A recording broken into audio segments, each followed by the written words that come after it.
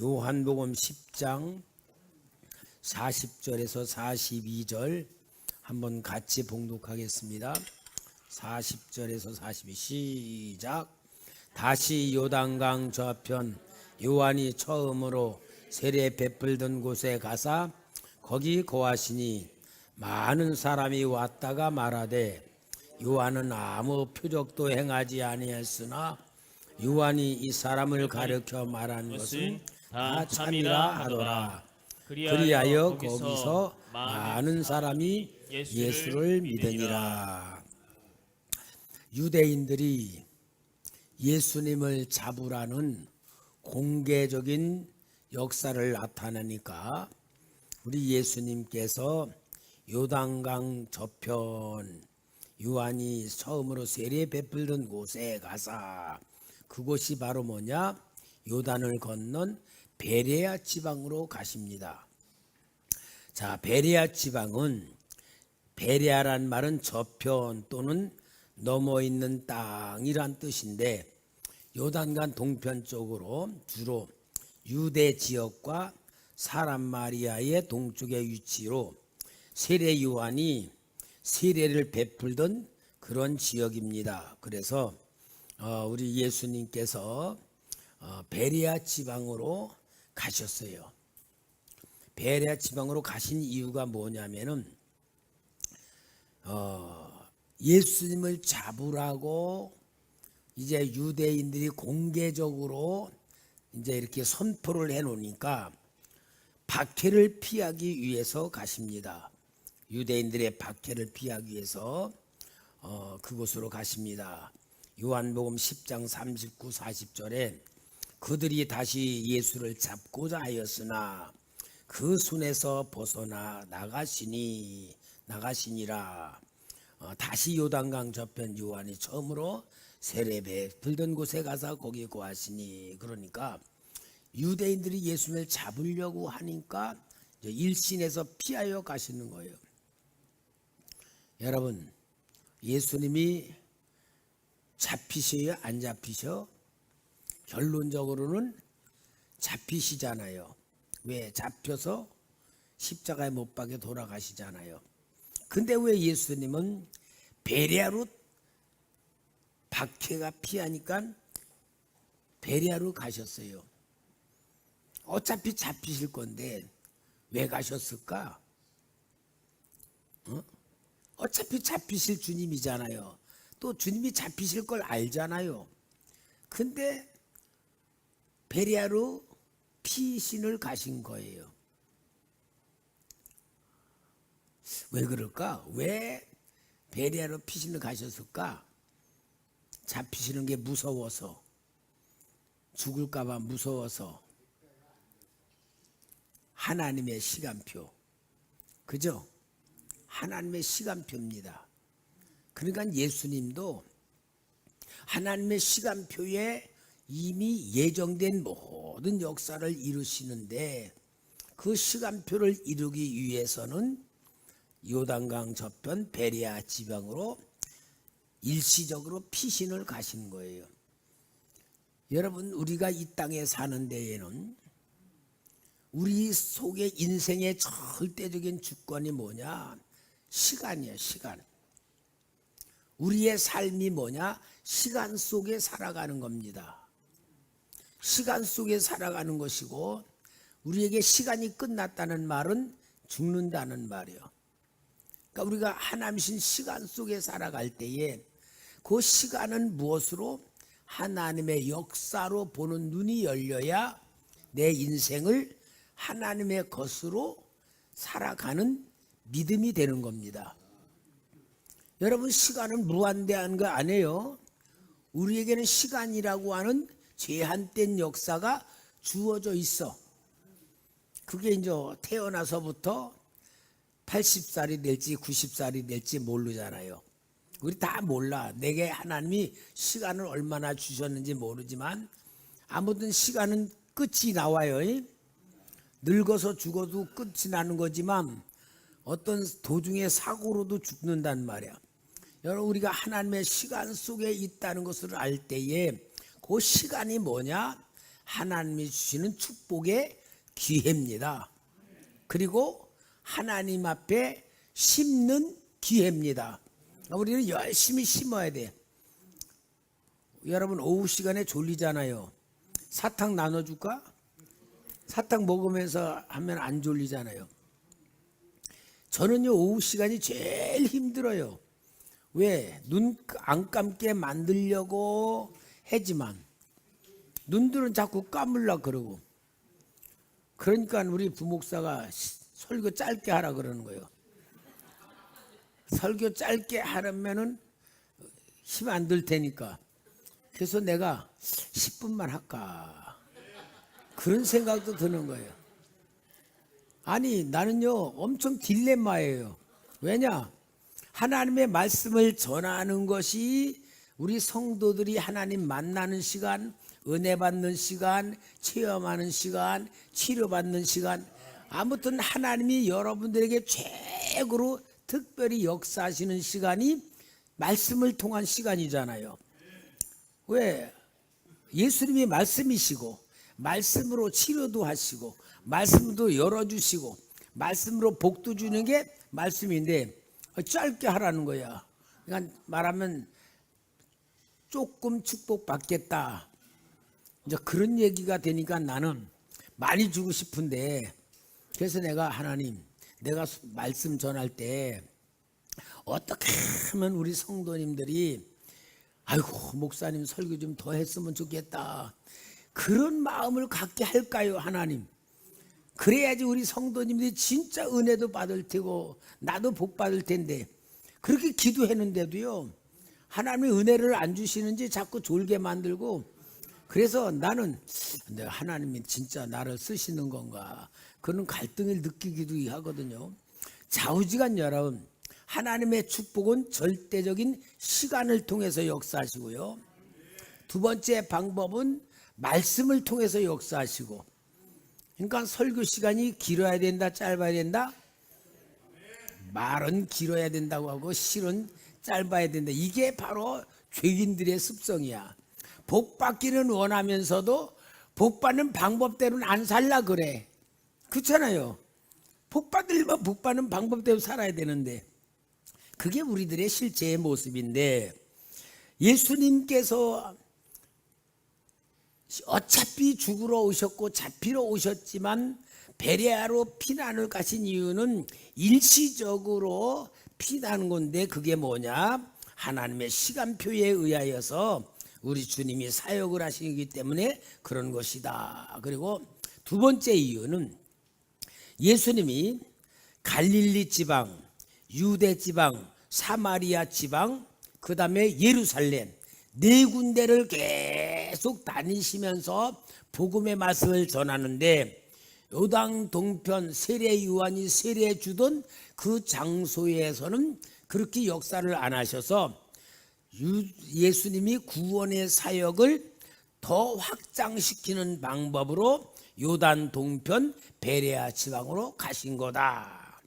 그러니까 베레아 지방이 소외되었던 곳이었지만 예수님은 다시 구원의 역사를 베풀기 위하여 사역하는 장소로 삼으셨다 그 말이죠. 그 말을 오늘 우리로 말하면 뭐요?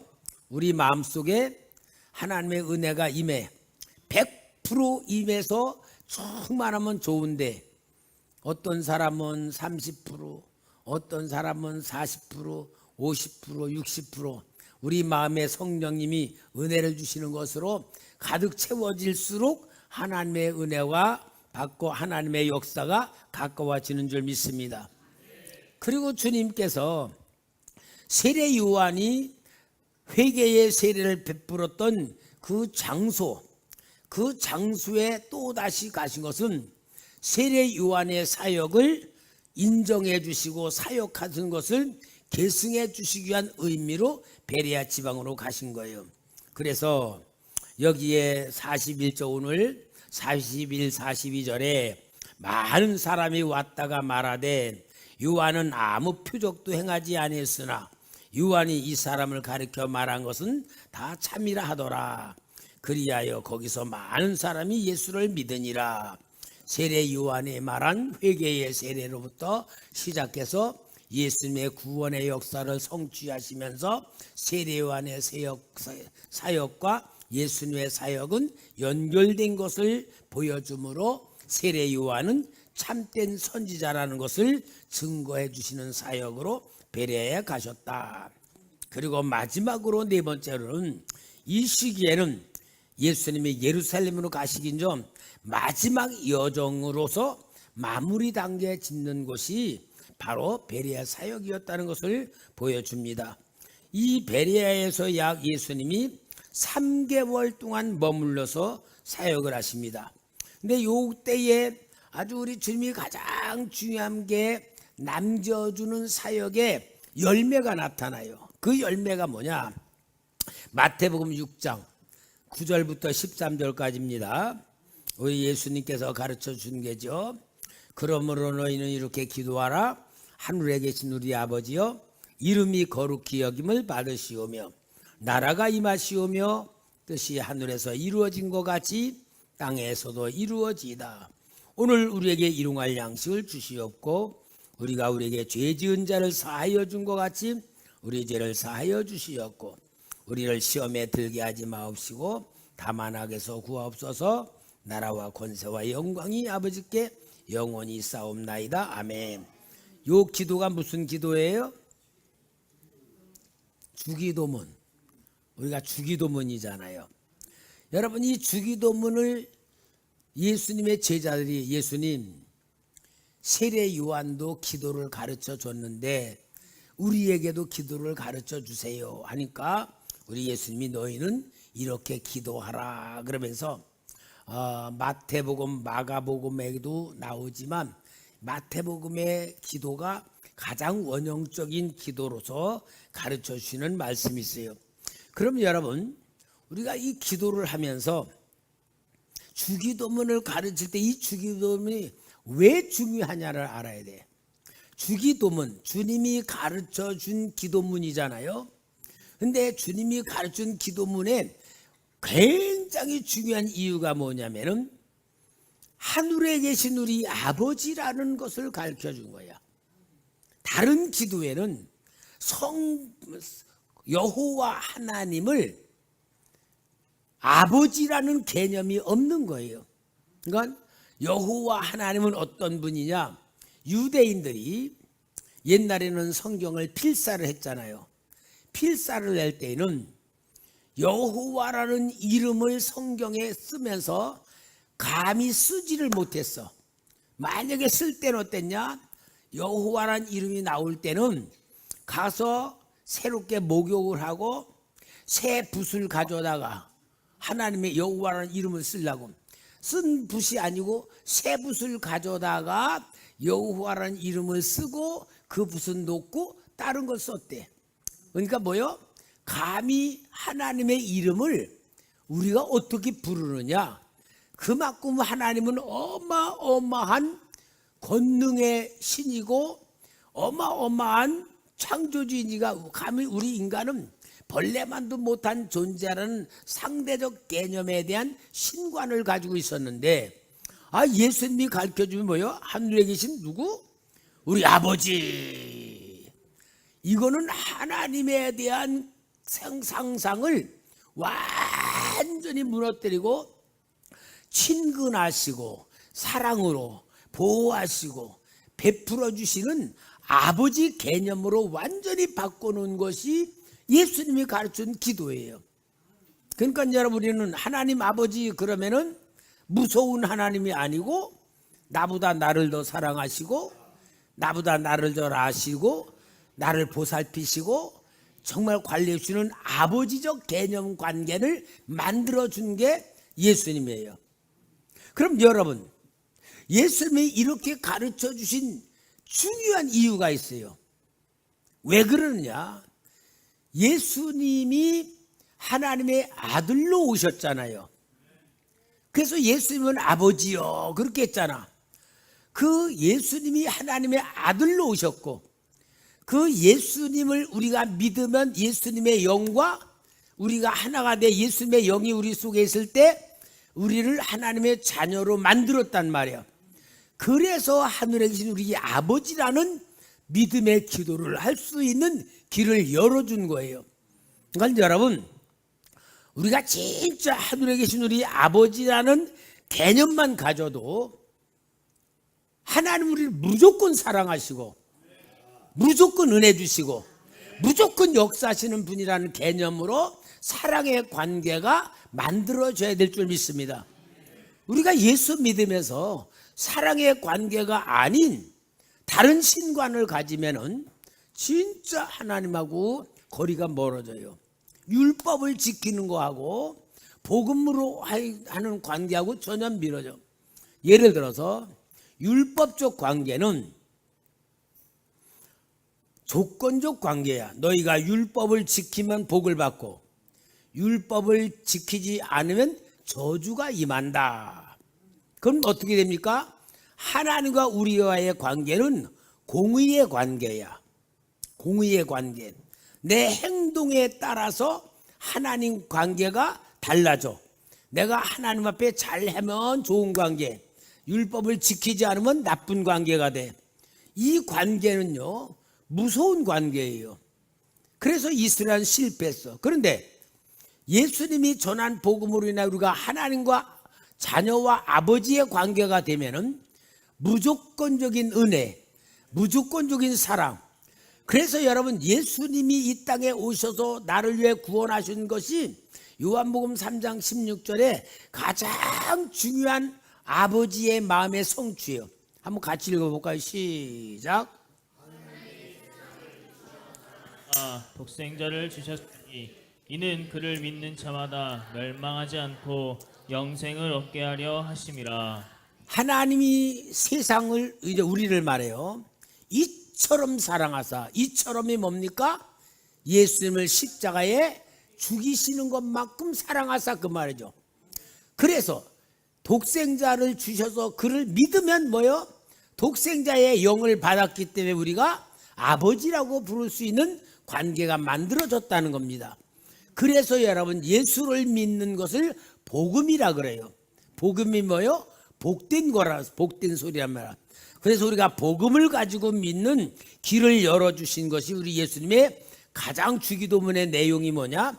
하늘에 계신 우리 아버지라는 개념입니다.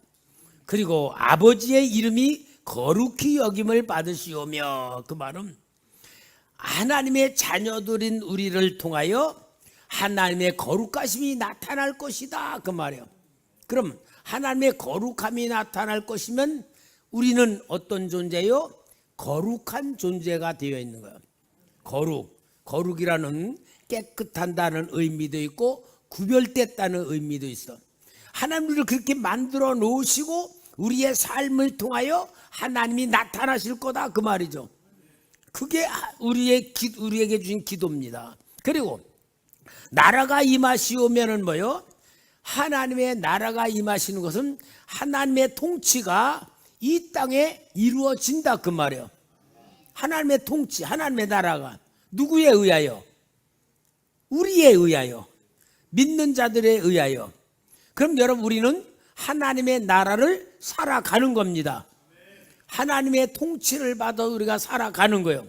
그러니까 우리는 하나님의 나라가 어떻습니까? 내 마음에 이루어지고, 내 마음에 이루어진 삶으로, 말과 행동과 삶으로 우리가 인간관계에 맞을 때 거기에 이루어지고, 그게 교회예요. 그래서 교회를 세운 거예요.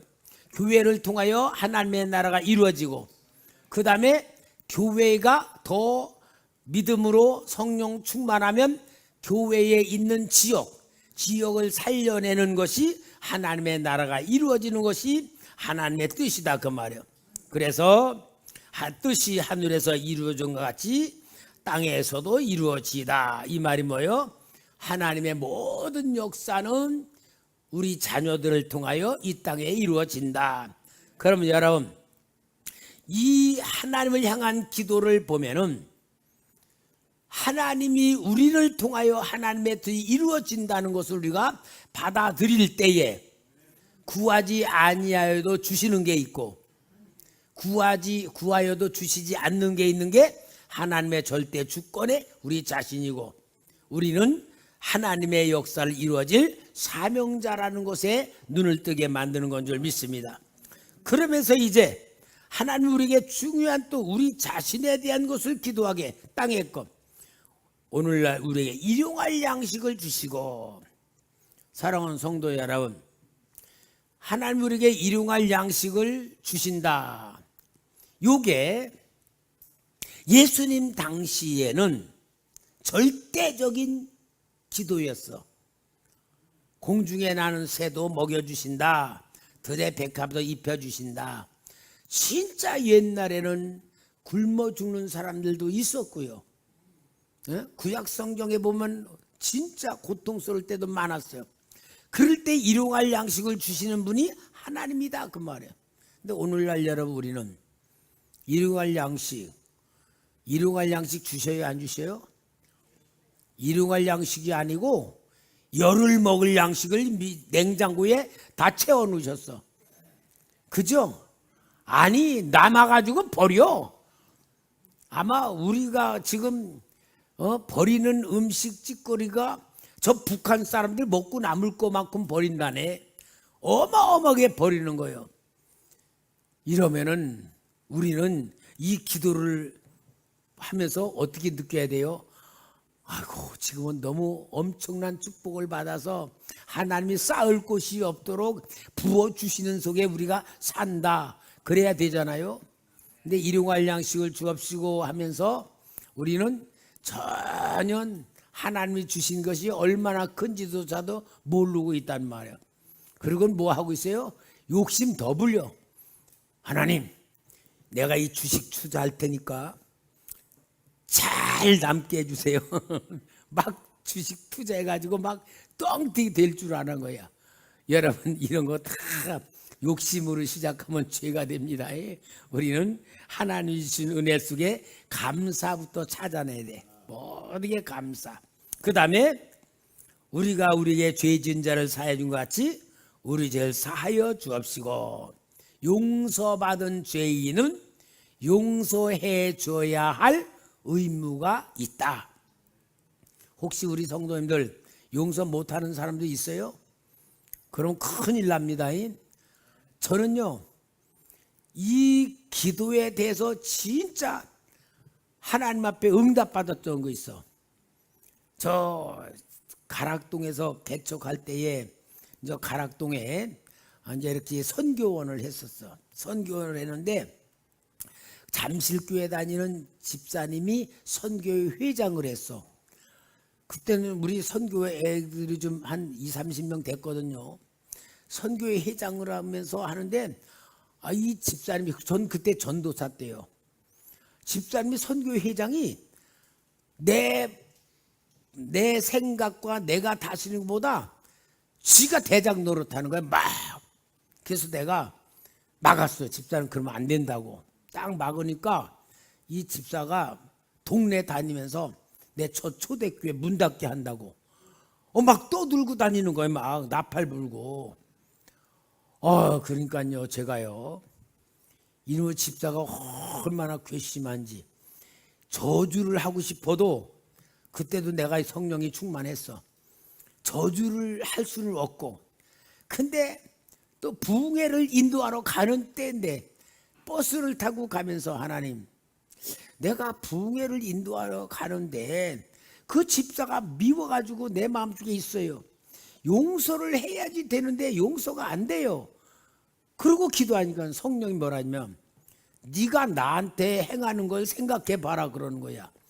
세상에 성령님이 네가 나한테 행하는 걸 생각해 보라고 하는 순간에 내가 전도사라고 하면서도 하나님 앞에 얼마나 많은 죄를 짓고 있어. 잘못을 저질러. 그런데 네가 용서해 준다 못한다 그러는 것으로 딱 말씀을 주신대요. 그 순간 내가 아이고 하나님 하면서 미웠던 감정 뭐가 이렇게 눌렀던 감정이 싹 없어지는 거야. 왜? 너무너무 주님 앞에 부끄러운 거야. 내가 주님 앞에는 그렇게 의대로 살지 못하면서 나한테 좀 교회 그릇 좀 했다고 그게 미워지고 분노를 느끼고 있는 그 마음이 주님이 성령으로 네가 나한테 사는 그 모습을 봐라 그럴 때 그 말씀 한마디로 싹 없어지는 거예요. 이야, 이게 진짜 성령님이 나를 만들어주시는 마음이더라고요. 그러니까 여러분, 성경에는 1만 달란트 빚진 자가 임금한테 가가지고 너 빚 다 갚아라. 그러니까 용서해달라 그러니까 뭐요? 빚을 갚을 능력이 없는 걸 보고 탕감해 주잖아. 탕감 받고 나오다가 100대 내려온 빚진 자를 만나가지고 그 사람을 감옥에 집어넣었다는 소리를 들어서 임금님이 그를 잡아다가 감옥에 넣었다는 얘기를 하잖아요. 그게 이 얘기요. 그러니까 오늘 여러분, 우리는 용서받은 죄인은 용서할 자격이 있다 없다? 없다요, 없다. 무조건 용서해야 되는 거야. 왜? 자동적으로 아이고 하나님 나도 죄인입니다 그렇게 하면서 용서, 이게 진짜 주님 가르친 기도 속에 예수 믿는 우리에게 가장 중요한 하나님의 은혜를 얘기하는 거예요. 그러니까 여러분, 우리는 인간관계는요 절대적인 관계예요. 원수를 사랑하라는 말이 이런 데 다 들어있는 거예요. 그래서 여러분, 우리는 주님 가르친 기도는 우리의 생명이고 삶이에요. 그리고 우리 시험에 들게 하지 마옵시고 악의 수없어서. 우리는 유혹받을 수밖에 없는 존재고 넘어질 수밖에 없는 존재라는 것을 하나님 앞에 깨달으면서 구하는 것이 주기도문의 가르침이고, 우리는 예배 끝날 때에 그냥 주기도문, 예배 끝나는 기도문이다 그렇게 생각하면서 하지 말고, 이거는 우리를 하나님의 자녀로 온전히 만드시는 하나님의 기도문이라고 생각하고, 그 기도문 속에 우리가 살아야 되고, 그 기도문이 우리를 만들어야 되고, 그 기도로 인하여 이 땅에 하나님의 뜻이 이루어져야 되고 하나님의 나라가 이루어지는 복된 역사를 만들어야 될 줄 믿습니다. 할렐루야. 예수님이 베레아 지방으로 가셔서 석 달 정도 행하시면서 가장 중요하게 남은 나타나는 기록이 주님 가르친 기도를 남겨주셨다.